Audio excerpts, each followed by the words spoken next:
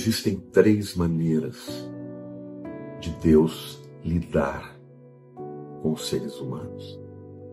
A primeira delas é através da justiça. E tratar com justiça é dar e retribuir a qualquer um de acordo com aquilo que ele merece.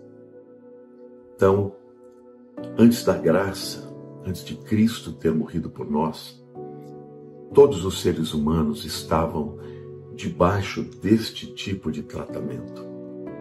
Diz a palavra de Deus: o salário do pecado é a morte, mas o dom gratuito de Deus é a vida eterna em Cristo Jesus.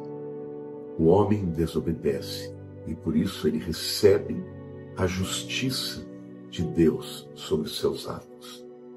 Mas a palavra de Deus diz que este Deus que também é justo é amor.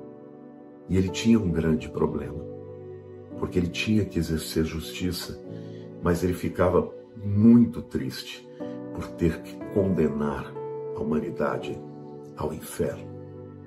Então, a solução foi Jesus. A Bíblia diz que pelo ato de justiça de um só homem, assim também a justiça, a vida passou a todos os homens. Então, meus queridos, o primeiro tipo de tratativa de Deus é através da justiça. O segundo tipo de tratativa é através da misericórdia. E a misericórdia é quando Deus, ele deixa de dar aquilo que nós merecemos. Nós merecemos ser julgados, nós merecemos o inferno, mas ele deixa de nos dar o inferno. Por quê? Porque ele tem pena, porque ele tem misericórdia. A palavra misericórdia significa miséria de coração. É aquele sentimento que a gente tem por alguém que a gente ama muito. Eu olho, por exemplo, para os meus netinhos e eu sinto tanto amor que eu sinto até uma peninha deles. Aquele sentimento de proteger, de não querer fazer nenhum mal. Mas existe ainda um tipo de tratamento que é superior, que é a graça, que é aquilo que Deus nos dá o que não merecemos. Enquanto a misericórdia é deixar de dar o que merecemos, ou seja, o açoite ou vamos dizer assim, o juízo, a graça é Deus nos dar o que não merecemos.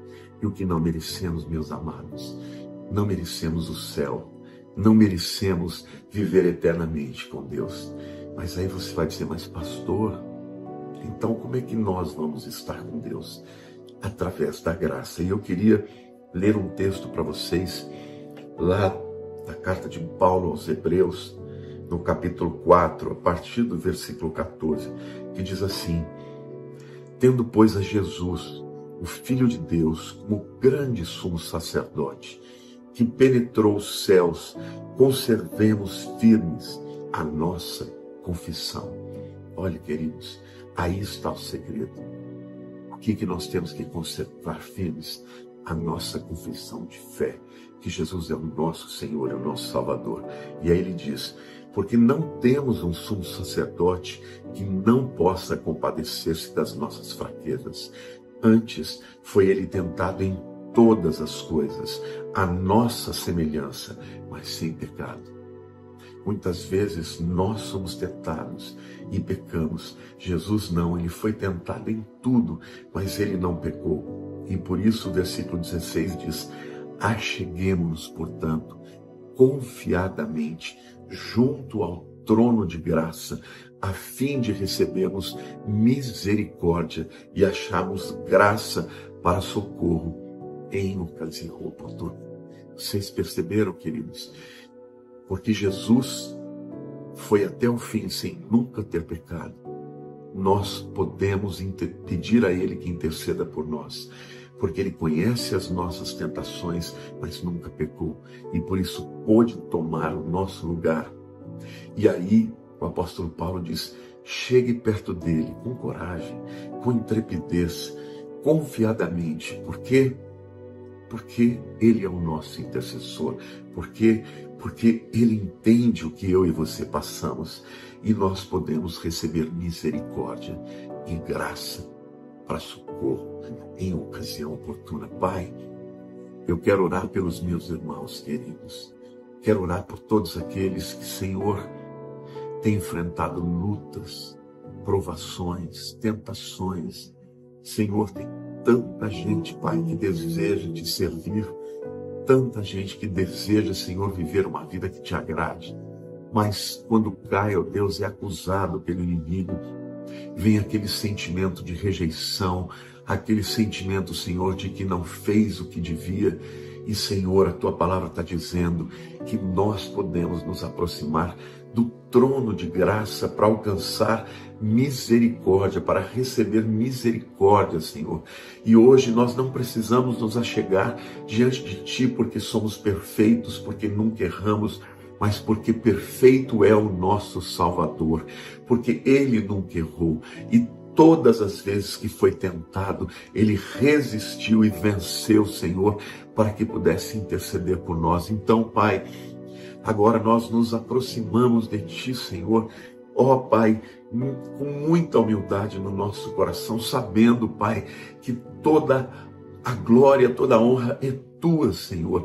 E eu quero nesse momento pedir que o Senhor venha interceder, ó Pai, nesse momento pelos mais fracos, por aqueles que estão tristes, Senhor, por aqueles que estão debaixo de amarras do inimigo, talvez pensamentos, ó Deus, impuros, talvez, Senhor, pecados que eles ainda não venceram, talvez, ó Deus, uma incredulidade que eles não conseguem crer e entregar e confiar, mas agora nós estamos aqui, Senhor, dizendo que nós precisamos de Ti e que nós confiamos em Ti, Senhor. Eu te agradeço porque a palavra de Deus diz que aqui na terra o Senhor nos deu o Espírito Santo que intercede por nós com gemidos inexprimíveis, mas a Tua palavra diz também que nos céus nós não temos um sumo sacerdote que não possa se compadecer, porque Ele foi tentado em tudo, Senhor, contudo sem pecado. Então nós queremos declarar agora, Senhor, que queremos entrar na Tua presença com confiança, Senhor, para receber a misericórdia, e vamos nos achegar ao trono de graça, Senhor, para receber, meu Deus, ó Pai, socorro para a ocasião oportuna. Então, Pai, o socorro para o meu irmãozinho que está aí, Senhor, desempregado, o socorro para minha irmã, Senhor, que muitas vezes está suportando um casamento abusivo, Senhor.